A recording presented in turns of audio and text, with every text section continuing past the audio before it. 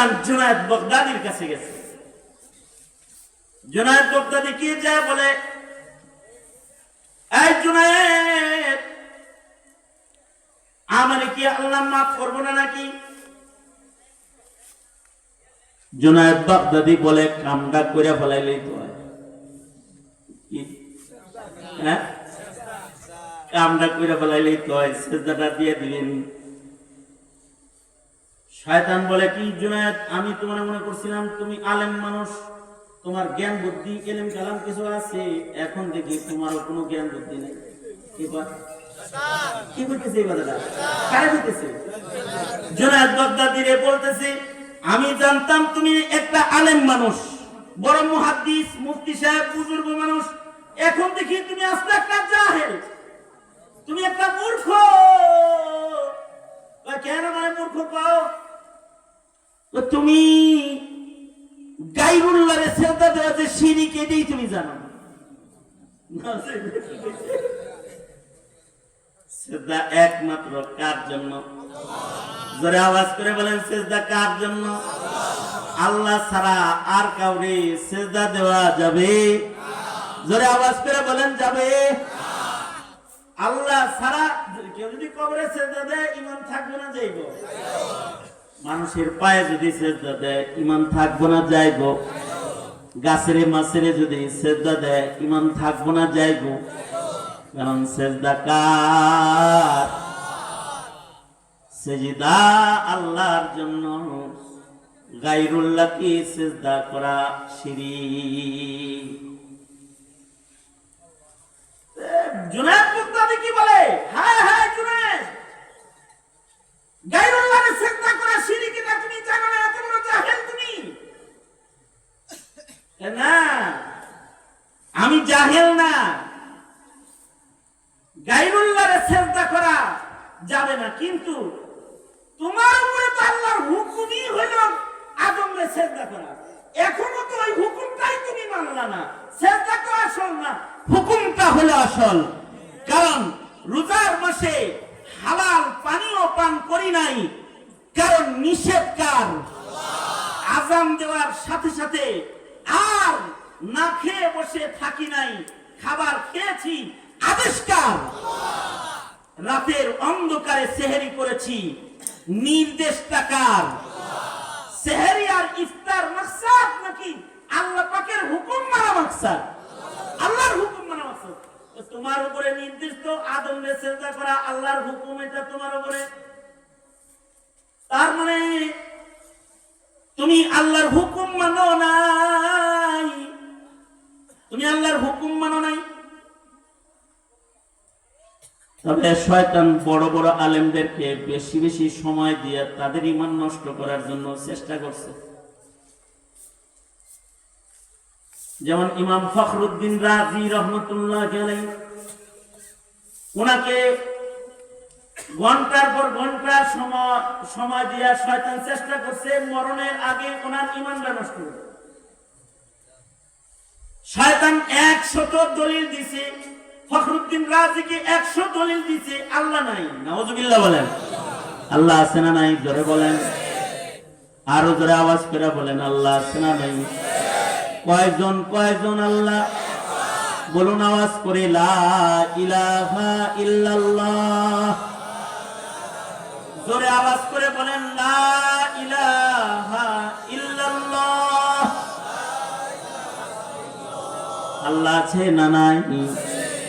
কিন্তু শয়তান বলে আল্লাহ নাই। ফখরুদ্দিন রাজির কাছে 100 দলিল দিছে, আর ইমাম ফখরুদ্দিন রাজি 100 দলিলকে কাটছে। সাকারাতুল মউত চলছে, ঠিক এমন সময় ওনার শায়েখ, ওনার উস্তাদ, ওনার ঘরের ভেতরে ঢুকে বলে, শয়তানের লগে গল্প করে সময় নষ্ট করতেছো কেন? করে বলে দাও, সবকিছুর দলিল লাগে না, বিনা দলিলে আল্লাহ এক। এই বিশ্বাসের নামই ঈমান বলা থাকে। ফখরুদ্দিন রাজি বলে, বিনা দলিলে আল্লাহ আছে, আল্লাহ এক। বাস লা ইলাহা ইল্লাল্লাহ উচ্চারণ করছে, আর ফখরুদ্দিন রাজি জান্নাতে চলে গেছে, মৃত্যু হয়ে গেছে। শয়তান তিন সময় ধোঁকা দেওয়ার জন্য পেরেশান হয়ে যায়।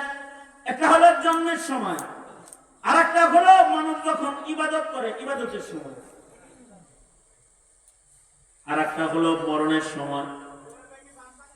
আপনি আমি যখন ইবাদত করি তখন শয়তান ইবাদত নষ্ট করার জন্য দেখবেন নামাজে দাঁড়াইছেন, নামাজ পড়তেছেন, দেখবেন নামাজে দাঁড়াইলে যত বুইলা যাওয়া কথা আছে সব স্মরণ হয়, তাই না? যা যা বুইলা গেছিলেন সব মনে হয়। এই যে মনে যে হয় এগুলো কানের কাছে কে কয় জানেন? শয়তান সব স্মরণ করাই দিতে থাকে। আবার আজান হয়েছে যে এটা আবার ভুলাই দেয়। আধা ঘন্টা আগে আজান হয়েছে, একটা আজান হয়েছে, দেড়টায় জামাত, শয়তান ভুলাই দিচ্ছে আজান হয়েছে। অনেকক্ষণ পরে হায় হায় হায় আজান হয়েছে রে, আরে ভুলে গেছিলাম রে। এই অনেকক্ষণ পরে কইছে, এই যে ভুলাইলো, কে ভুলাইলো? ওমা আনসানিহু ইল্লা শাইতান। মানুষের শয়তানে ভুলায়, আবার শয়তানে আবার অনেক গল্প স্মরণ করা। নামাজের ভেতরে বিভিন্ন কাহিনী স্মরণ করায় দেয়। এজন্য কারোর যদি কিছু ভুলে যাওয়ার রোগ থাকে তাহলে আমি বুদ্ধি দিচ্ছি আমার বিবির একটা সমস্যা হলো আলমারির চাবি খুঁজে পায় না। তুই যে চাবি রাখছে এটা ঘর ভরে খুঁজা পাইতে, এদিক দিয়ে জরুরি জিনিস বাইর করতে হবে, আলমারি খুলতে হবে, মানে তোষকের নিচে খুঁজে, বালিশের নিচে খুঁজে, আলমারির উপরে খুঁজে, যত জায়গা আছে পাকের ঘর ডিক্সি ডুক্সি সব খুঁজে। একদিন এরকম সব খুঁজতেছে, তা আমার বড় মেয়ে এসে আম্মু কোমরে না রাখলে দেখো না ওখানে আছে নাকি, পরে দেখে যে মাজাই আছে, কোমরে চাবিলে পুরা ঘর খুঁজছে। মাঝে মধ্যে আমি তো পুরুষরা মাঝে মাঝে খেপে যায় না, আমি আমার তো আল্লাহ কাঠ দেওয়া নাই, আমিও মাঝে মাঝে শীতে যাই। হ্যাঁ, তোমার কোনো কিছু দিলে তুমি রাখো কোন জায়গায়, এটা খুঁজে পাও না, এটা একটা কাজ হলো নাকি? স্মরণ রাখবা দিছি একটা ধমক দিলে বলে চিকন বুদ্ধি তো বেশি হয়ে গেল, কয় যে আপনি আলেম মানুষ, আমি বলে যে আমার একটা আমল শিখাই দিলি তো বুদ্ধিটা তো খারাপ দিচ্ছে না। ঠিক আছে, বুদ্ধি যেতে চাইছে, আমি একদিন বুদ্ধি দিলাম, তুমি যদি কিছু ভুলে যাও তাহলে সাথে সাথে মতো করে নামাজে দাঁড়ায় দেয়, এটা তোমার স্মরণ করার আমল। কয়েকদিনই আমল করার পরে একদিন আমার বলতেছে, আব্দুল্লাহ রাব্বা এটা তো আজব আমল, কেন কিনছে? কয় তকবীরে তাহরিমা ভাঙতে দেরি হয়, মনে হইতে আর দেরি হয় না। তখন মনে হয় যে নামাজ ছাইড়া দিয়ে এই যে আগে দেখি যে মনে হইছে হেরে আসেনি জিনিসটা। হ্যাঁ, সেই তো কারিশমাটা এখানে। ভুলাইছে ও যেজন, স্মরণ করাইছে কে সেজন। আসল মাকসাদ হলো আপনার আমার ইবাদত নষ্ট করে দেওয়া। শয়তানের মূল যেমন এখানে বয়ে রয়েছেন, এখন শয়তান অনেক বুদ্ধি দিব, শয়তানের ওয়াজ শোনা লাগে নাকি, যা যা বাচ্চারা বিড়ি খায়া একটু ঘুরে ঘুরে আস্তে করে উঠে লয়ে যাইব। আর যারা বাইরে আছে করে কইতেছে এই আবার শুনতে হয়, থাকে নেবে মাইক দিয়ে তো সত্যি শোনা যাইতেছে, হুজুর কি আর মিথ্যা কথা একটা কয়, যা বলতেছে হেরাও শুনে আমরাও শুনি, বাইরে কিন্তু বাইরে থাকার কারণে কি হইতেছে, গুনামও হইতেছে না, রহমত দিয়ে গোসল হইতেছে না। যেমন এখানে বসে রয়েছি আমরা রহমত পাইতেছি, যারা এটার বাইরে আছে তারা রহমত বঞ্চিত। আমরা এখানে বসছি তো হাদিসে আছে গাশিয়াতুহুমুর রাহমাহ, আমাদের উপরে রহমতের বর্ষণ করতেছে কে? আল্লাহ জিকিরের মাহফিলে বসছি, রহমতের ভিতরে ঢুকছি। রহমতের ভিতরে না ঢুকলে রহমত পাওয়া যায় না। শয়তান এটাও দলিল দিচ্ছে। আমাদের পূর্বপুরুষ বড় আলেমে দ্বীন আনোয়ার শাহ কাশ্মীরি রহমতুল্লাহ আলাইহি, আনোয়ার শাহ কাশ্মীরি কত বড় আলেম ছিল। আনোয়ার শাহ কাশ্মীরি রহমতুল্লাহ আলাইহি সুবহানাল্লাহ বললে রেডি হয়ে বলুন, ভালো ভালো কিছু খবর কই। আনোয়ার শাহ কাশ্মীরি রহমাতুল্লাহ আলাইহি আল্লাহ এরকম একটা ব্রেন দিছিল, একবার পড়লে 40 বছর মনে থাকতো, বেশি না, মাত্র কত বছর? গোটা দেওবন্দের লাইব্রেরি ওনার মুখস্থ ছিল। উনি বলতেন দারুল উলুম দেওবন্দের কোন বই যদি উলুতে কাটে, ইঁদুরে কাটে, নষ্ট হয়ে যায়, আমাকে বলো, আমি এটা আবার পুনরায় যেমন ছিল তেমন লিখে দিব। আমি এটা ওনাকে বলা হতো মাত্তাবাতুন আযীমাতুন হাইয়াতুন নাতিকাতুন, জিন্দা চলতি ফিরতি লাইব্রেরি ছিলেন আনোয়ার শাহ কাশ্মীরি। আনোয়ার শাহ কাশ্মীরি রহমাতুল্লাহি আলাইহি বুখারী শরীফের ব্যাখ্যা গ্রন্থে লিখেছেন শারহুল বুখারী ওয়া তিরমিজি। তিনি বুখারীরও শরহ লিখছেন, তিরমিজিরও শরহ লিখছেন। তো বুখারীর শরহ এর ভেতরে একটা ঘটনা লিখছেন। আব্দুল্লাহ তাসতারি রহমাতুল্লাহি আলাইহি অনেক বড় এক বুজুর্গ ছিলেন। ওনার কাছে শয়তান এসে বলে যে আমি কি আল্লাহর রহমতের বাইরে? কি বলতেছে? হ্যাঁ, আমি কি আল্লাহর রহমতের বাইরে নাকি? আল্লাহ না নিজে বলছে ওয়াসিআত রাহমাতি আলা কুল্লি শাই, আল্লাহর রহমত সব বস্তুর উপরে আল্লাহর রহমত আছে। আল্লাহ নিজে কইছে সব শাইয়ের উপরে আল্লাহর রহমত আছে। আমিও শাই, আমিও তো একটা বস্তুই, তো আমি কি আল্লাহর মাখলুকের বাইরে কিছু নেই? আমার উপরে রহমত আছে না আল্লাহ? এটা কইতেছে মাথা বড় না, তো মাথা বড় ঠিক হইছে, বুঝছেন তো?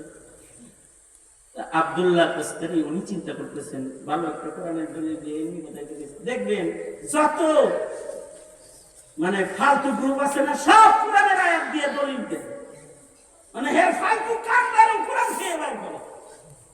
এটাও ইবলিস শয়তানের একটা কাজ। কিছু আছে গানের দলিল দেয় কোরআন শরীফ থেকে, এইরকম দুষ্ট লোক পাবেন। নামাজ না পড়ার দলিল দেয় কোরআন শরীফ দিয়ে, ওই 5 ওয়াক্ত পড়া লাগবে না, কোরআন এইভাবে নাই। নাউযুবিল্লাহ, জোরে আওয়াজ করে। এই শয়তান এরকম দলিল দিতেছে আমার উপরেও তো রহমত আছে। আল্লাহর রহমত কি প্রশস্ত নয়? আল্লাহর রহমত তো প্রশস্ত। আব্দুল্লাহ তাসতারি আর কিছু কয়টা হয় না, উনি ঝুমবার লাগছে, কিছু বলে নাই উনি। কিন্তু আনোয়ার শাহ কাশ্মীরি বলে, আব্দুল্লাহ তাসতারি বুজুর্গ মানুষ, এ কারণে উনি কিছু বলে নাই। কিন্তু আমি যদি ওখানে থাকতাম, আনোয়ার শাহ কাশ্মীরি বলে, আমি থাকলে আমি বলতাম মগা আল্লাহর রহমত তো প্রশস্ত ঠিক আছে, কিন্তু তোর আল্লাহর রহমতের ভিতরে ঢোকা লাগবো তো। রোজার মাসে রহমত বর্ষণ হয়, কিন্তু তোর রোজা আগে রাখতে হইব তো, তাইলে না রহমত পাবি। তাছাড়া তো তোর উপরে বর্ষিত হবে গাযাবুর রহমান, আল্লাহর রাগ আর গুসা বর্ষণ হবে। মসজিদের ভিতরে রহমত আছে, কিন্তু তোমার মসজিদে ঢোকা লাগবে তো। মাহফিলের ভিতরে গাশিয়াতুমুর রাহমা, রহমত পড়তেছে ঝরতেছে, কিন্তু তুমি ঢুকতেছ না, পাইবা কেন? রহমত নিতে হলে রহমত নিতে যাইতে হয়।